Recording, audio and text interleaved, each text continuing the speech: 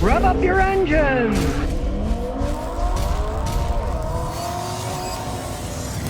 Well, you might have seen the news that the BMW Z4 might not be produced all that much longer.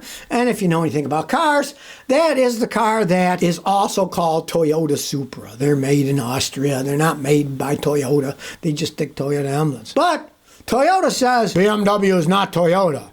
And the Supra will not die just because the Z4 might. So everybody's thinking, hey, if they stop making the Z4s, that'll be the end of the Supras too. Well, this is kind of an open-ended talk by Toyota saying, well, BMW is not Toyota. We're not going to get rid of the Supra. Because they're not saying whether they're going to make another car and call it the Supra. If BMW stops making their Z4, there won't be the Z4 that they can put Toyota badges on, right? Toyota's Vice President of Sales, Marketing, and Franchise, Sean Hanley, confirmed that the Supra brand isn't going anywhere anytime soon. But of course, he's hazy. What he meant by what the Supra is going to be what it is now. It's going to be a different one with a different name. You know, who really knows? There's a lot of stuff that Toyota is working on that maybe they'll have a new model out. Maybe it'll be an electric car. Who knows? But of course, they're always worried about selling stuff, so they can't say, well, yep, when BMW Z4 is gone, no more Supras, because then people won't buy the Supras either. So the weird thing is, they sell a lot more Supras than Z4s,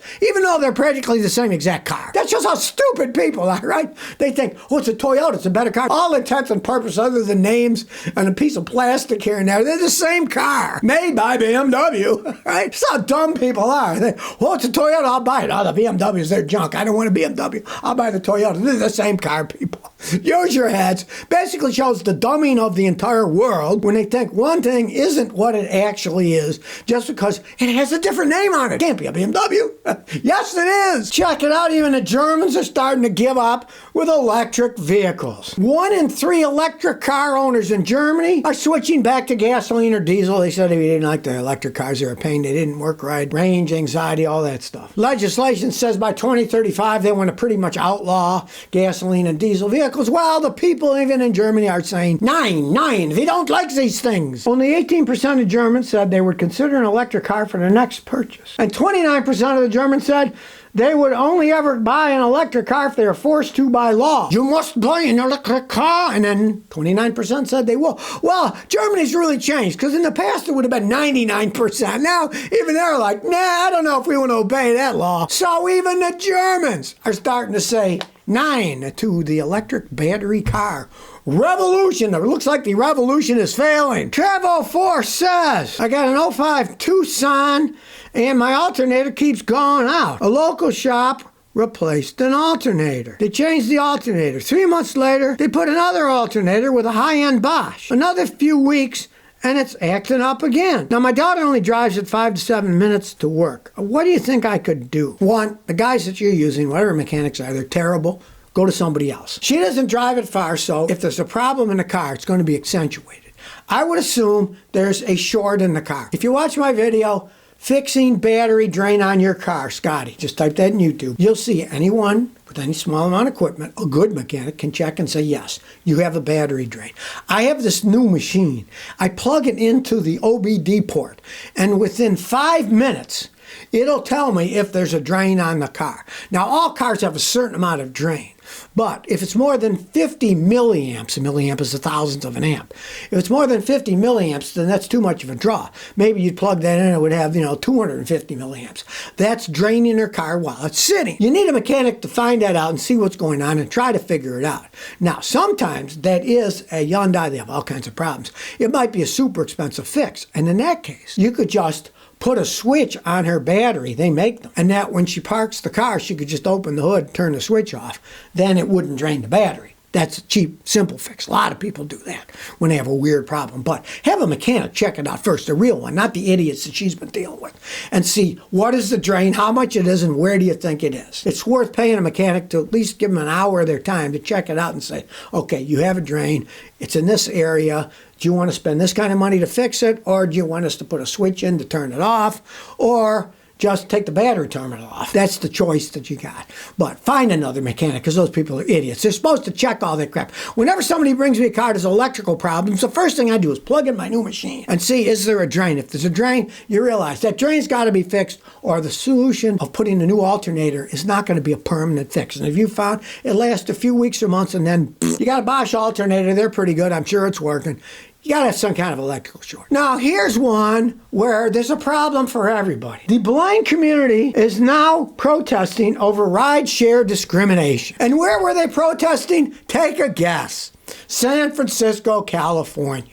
Now, they're complaining that they're being discriminated against, the drivers of Uber and Lyft, some of them, are not accepting blind people with their guide dogs. Here's the problem. They're independent operators now, people. Remember? You got a car and you're giving people rides. It's got to be clean, doesn't smell, isn't full of dog hairs, right? You put a dog in a car that was not made for a dog, it might rip the seats, get hair all over the place, and then make the car smell. This Uber driver could say, I can't have a smelly car. I have all these people, and there are many people that are allergic to dogs. Here's the thing that breaks me up is, okay, you're in an enclosed situation inside a car with a dog. I've had so many customers that had dogs in their cars, and I get in the car, man, did they smell of dogs, right? But that was their own car. They could do whatever they wanted. If you're going to rent your car out, drive people around, and it smells of dogs, one, you're going to lose business. But here's the thing. I got the perfect solution. They can pay for it, because if you don't know, if you ride in an Uber, and I know people who run Ubers, and some of them, they want to make extra money. They stay up way at night when the bars close in Texas, 3 o'clock in the morning or whatever. They pick up the drunks from bars, give them a ride home. So they're not driving. Great. Sometimes they're too drunk and they throw up in the guy's vehicle. They are allowed to put a cleaning fee onto their bill for the ride. They threw up in a car, they made a mess, I had to clean it up. They should be responsible for having the car clean, to get all the animal hairs and the smell out of it. And it's hard to do. You got to get rid of them fast. Because if you don't get rid of them fast, like I said, I got customers, they have cars, they smell like a dog kennel, right? And it's their car, they can do whatever they want. I have to roll the windows down when I'm road testing them. I mean, it's their car. I don't care. Right? But it's a business for these people. They cannot be riding around with dogs that are stinking up their car, getting dog hairs all over the place, unless they're clean. So, hey, I've got the perfect solution to this. Don't whine that they won't pick you up. Put that in the information, and they'll send you a thing that says you have to pay this cleaning fee of blah, blah, blah after you leave to get the dog hairs and the smell out of the car. That would solve it perfectly. I mean, let's face the facts. There's a reason people don't want dogs in restaurants. I was just in a restaurant in Newport, and they had a big sign. No dogs or pets allowed in unless they're guide dogs. They have to do it for law. At least it's a big open restaurant with a lot of space. It's not a tiny space inside a car where the dog is going to make it stink. If they don't like that fact, they should have a disclaimer that says, fine, we'll pick up anybody, but here's the cleaning fee that's involved. If they want to ride in the thing, they can pay for it, the cleaning. You can't have a dog in an enclosed situation like that and expect someone who has to have a clean car that doesn't smell to drive people around it. It's that simple. If you're going to do that, you're going to have to pay extra. That's just how it goes. You can't inconvenience the poor driver that he's going to have to clean it out, get all the stuff out, or he's going to lose business. Hey, that's a simple solution. Pay extra if you're bringing a dog, especially if it's someone else's car. The guy has to keep it pristine. Pay a cleaning fee, and that'd solve it. Now, here's an energy source that might work when they scale it up. There's a screw-like tidal wave generator that uses the tides to make electricity. They're trying it out in England, and the interesting thing is all these squirrely blades that they have, they're like a giant screw, they're made out of plastic. Guess what? So they can recycle the plastic, and on top of that, plastic doesn't rust in the ocean. That's the main problem that you're going to have with putting stuff in the ocean. Salt water corrodes metal. So if they can hide the metal parts, the generator parts say they're up somewhere else, and the plastic's doing all the work, hey, that makes sense. They can't make metal ones because they will corrode and come apart in the ocean. That's just the way that it goes. Any kind of metal in the ocean, it doesn't matter, aluminum, steel, whatever, it's going to corrode over time. The salt just gets inside. This is called spirillous energy in the United Kingdom. Now, the one that they're trying out is 20 feet long, so it's a small model of it. They predicted 2.59 kilowatts, and they're getting 2.5, so that's not bad, right? The full-size one's going to be 52 feet long. So they're trying them out in England. Hey, maybe they'll work. Now, have giant screw generators in the ocean made out of plastic. That, to me, makes a lot of sense. You don't have these giant things sticking up in there that can fall down and go too fast or go too slow. The tides aren't all that fast, and it would be a really good source of energy if they can make it work. So if you never want to miss another one of my new car repair videos, remember to ring that bell.